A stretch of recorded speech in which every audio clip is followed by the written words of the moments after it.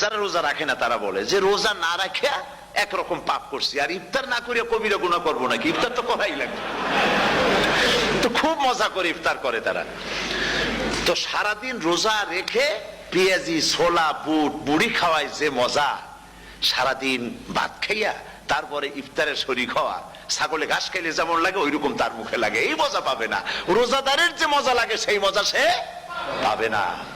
সারা মাস রোজা থাকার পর, আল্লাহর হুকুম মেনে সারা রাত রোজা রাখার পর, তারপরে ঈদের দিনে জামা কাপড় পরিষ্কার করে, শেরওয়ানি গায়ে লাগাইয়া, পাঞ্জাবি পরে, আতর মেখে, এরপরে ঈদের জামাতে যখন দাঁড়ায় যায়, সে যে মজা পায়, সারা মাস রোজা রেখে ঈদের জামাতে গিয়ে সে যে মজা পায়, যে রোজা রাখলো না, ঈদের দিনে খুব জামা, পাজামা, সেন্ট এগুলো মেখে টেকে প্রথম কাতারে গিয়ে দাঁড়ায় গেছে, ও সেই মজা পাবে না। ওর মনের মধ্যে একটা চোর চোর ভাব থেকেই যায়। সে মনে মনে ভাবে এই জামাত আমার না, জোর করে আসছি, এইখানে দাঁড়াবার যোগ্যতা আমার নাই। মনের মধ্যে সে একটা অপরাধী ফিল করে, সে ফিল করতে থাকে।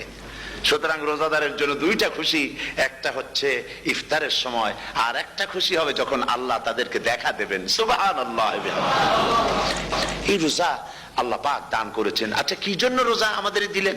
এই জন্য দিয়েছেন যে একটা মাস পৃথিবীর মুসলমানরা না খেয়ে থাকুক দিনের বেলায়, ওই না খেয়ে থাকার যে খাবারগুলি বাঁচবে, এগুলি আল্লাহ অন্য কোন এলাকার মানুষদের খাওয়াবেন নাকি?